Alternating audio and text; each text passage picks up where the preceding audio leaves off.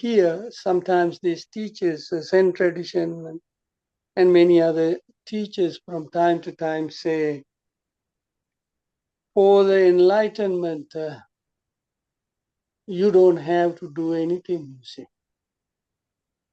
You don't need to meditate, you don't need to practice. So any of these things, what we basically talk about, you don't have to do any of those things. Huh?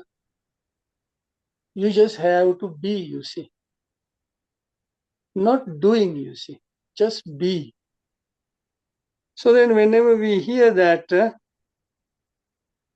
it's a kind of a very confusing, because all that we are taught here is to do something, do the meditation, do this, do that, and a lot of projection. And life is a lot of projection. And then when we are told not to do anything, just be, to be enlightened, to be really happy, it's something almost at a we feel like it is almost impossible kind of a thing. And what they say, don't do anything, just be, is this all what is going on in the mind is what we shouldn't do, you see, what we shouldn't follow after, you see. And when somebody says don't do anything, just be, it look like we are not ready to do that. We want to do what we have done, you know. We try to be honest, we try to be good, we try to be generous, we try to be kind. And this is the thing that we have been doing, we have trained to do, and therefore to give that up is a very difficult thing, you see. Being here means just dealing with it, you know. Greeting somebody, dealing with the things, and not to let this whole thing goes in the mind, you see.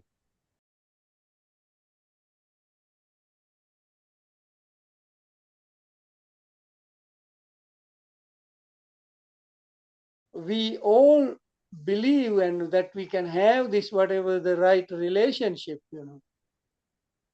But always we find that so-called right relationship has some sort of a difficulty, you see. Once it felt like it was the right relationship, but once we got into it, after some time we find out it's not the right deal, you know. Got us some kind of a difficulty, and then still we try to work it out if it is possible, and then if it is not, we get out of it and try to start another thing.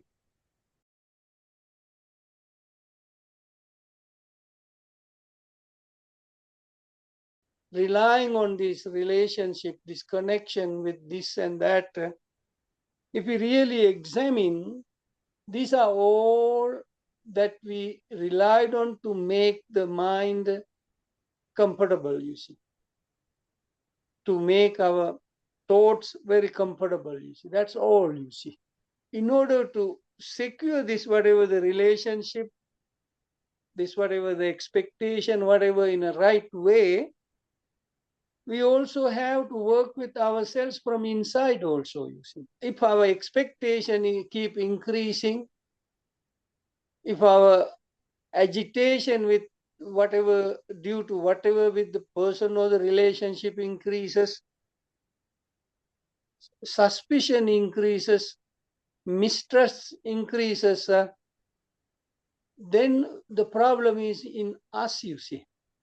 We don't think anything wrong with me, and it is all with the other person, you see. All what you have to do is correct yourself. There is so much of unpleasant memories, event, and all these things accumulated over 20 something years. Based on that, you are looking at everybody, this is the problem, this is the problem, this is the problem.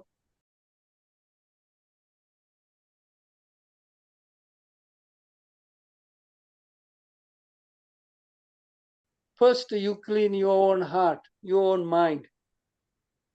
For whatever reason, these are the poison that you are holding.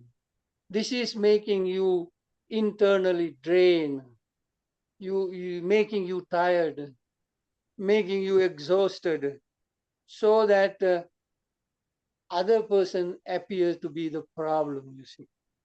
Not to blame to anybody, not to tell this, that, leave everybody alone, you see.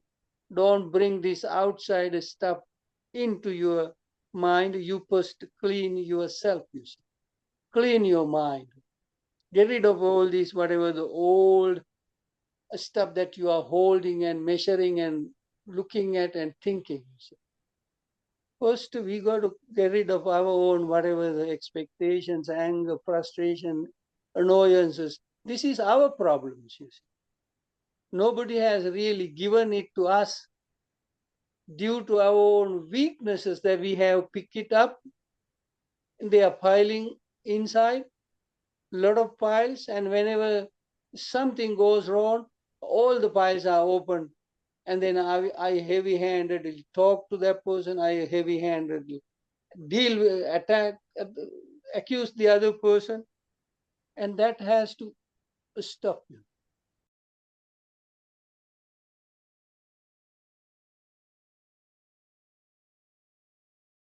So then in the mindfulness, there is a very interesting phrase,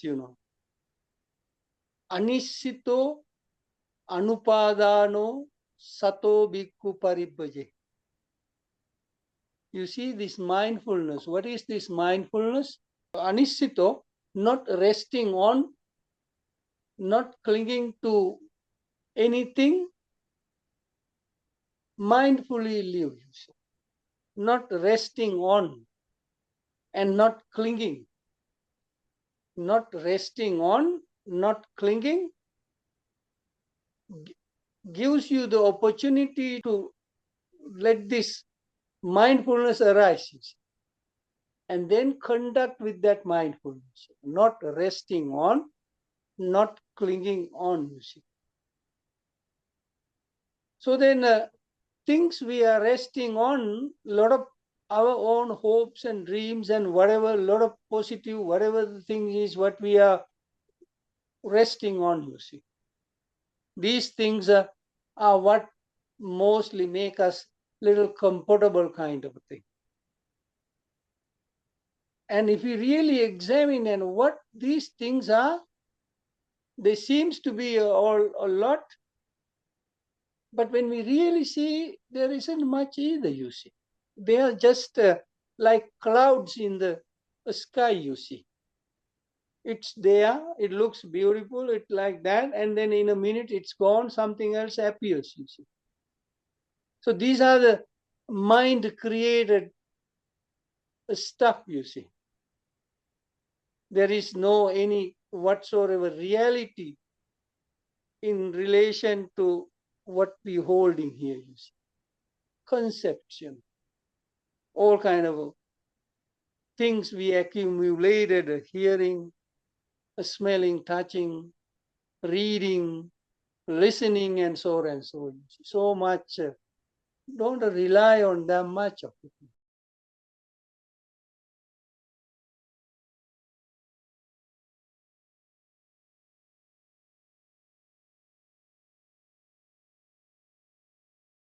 It is not only the stuff that we clinging, you see. We also clinging to our own ideas and views, you see. I will be, or will I be, will I not be, how I will be, how was I, how I am now, how I am going to be, this life worry with clingings and the past life. These are all kind of clingings, views. And then when this, whatever the resting on the mind, and when this clinging goes on, Buddha says it is a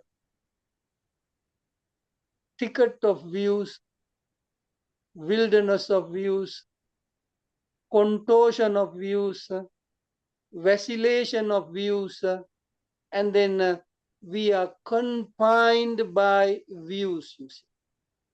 These are not the stuff what we capable of explaining and discussing with others, you know. These are all inside you. This is my own world, you know. This is each one of us live in this kind of a world, you know. So this kind of a clinging, this kind of a mind-created world, this is where we try to find the security. This is where we try to find the happiness. This is where we feel, this is what we try to protect in a certain sense, you see. And then when the masters or these people say, don't do anything, what they are basically saying is, don't do these things. This mind creating stuff, you know, stop it. Don't keep projecting it. Don't keep feeding it, you know. But it's very difficult thing, you know. It's like we try to chase away the spider who created the web, you know. We can chase the spider, if we can move it out of the web, let it go, and then later we find he has come back to the web, you know, he's there. It's very difficult for the spider to leave the web that he created, you see. That is how sometimes we find this, the spider is dead in the web, you know. So we create this web. We are very good at creating it, you know. We can't easily let it go, you see. And then we come back again to that, you see. We promise, yes, I'm not going to do that. I'm not going to do that. You know. I will change, you know.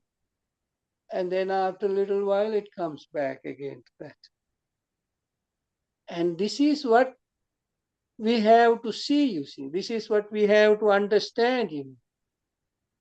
Am I doing it less, or saying I'm going to stop it in another way, am I still adding to it, you see? This kind of understanding is very important, you see. The Buddha says something like this, you know. Sukha vinicchaya janya, sukha vinicchaya nyatva, ajjattang eva sukhamanu yunjaya. You first have to know the pleasure, know the happiness, know how to define it. And after you really understand it, define it, get a real good picture of it, then go for the pleasure, you see.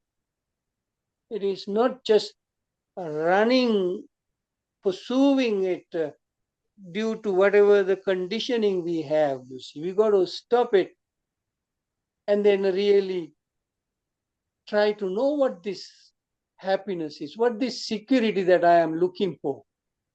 What is this connection that I am trying to find, you see? What is it? Define it, understand it, and then you go into that, and then when you really go for that with that understanding, you don't have much to do. If you don't know, and when you get into it, you have a lot to do, you see. There is a interesting phrase, you see. Nissitassa chalita. Whenever you rest on, whenever the clinging is there, it created this wavering, creating this whatever destabilizing our whatever the inner aspect, you know. And then anisitassa na chalati. When you are not resting on, when you are not clinging, there is steadiness, you know. Tassa kayo suppatittito. His body is well established. This is the praise, this body is well established means this energy aspect is not disturbed, And chalate asati passaddi. When this, whatever the wavering is not happening, this, whatever the unsteadiness is not there, passaddi.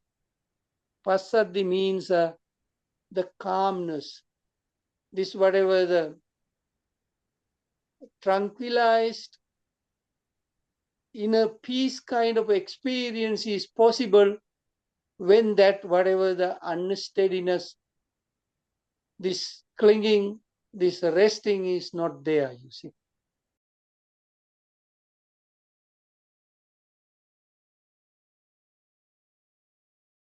So then when that calmness is there, that is what being basically means. Being means, just to be means not to be disturbed internally, you see. Our energy aspect is also settled. The movement, the habitual thing is not taken over. That calmness gives us the way to be, you see. Buddha says, Sankappa rago purisassa kamo. Man's sensual desire is his own lustful or attached intentions. Beautiful things, pleasant things always remain there. And tittanti chitrani tateva loke.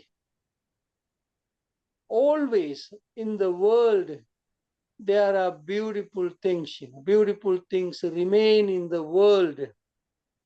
And tateva dhira vinayanti chandam. The wise man only discipline his lustful attitude or desire towards it. If we created this, whatever the false reality in our mind, and we're going to live with it, down the road, it's going to disappear and the real reality going to come.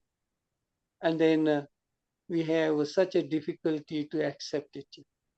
What is outside there, we look at it in a way that doesn't hurt us. You see. We enjoy the beauty. We see other things, we enjoy the taste, but don't try to cling into it. At the same time, whatever this unpleasant thing also, in a sympathetic way, in a kind way, we look at it and avoid that, whatever the hateful, angry feelings, you see. And this is the practical part of it. When you practically, you do that, you know that you can be, you have this, whatever the calmness, and that is the reward in this very life when we really understand the meditation and the practices.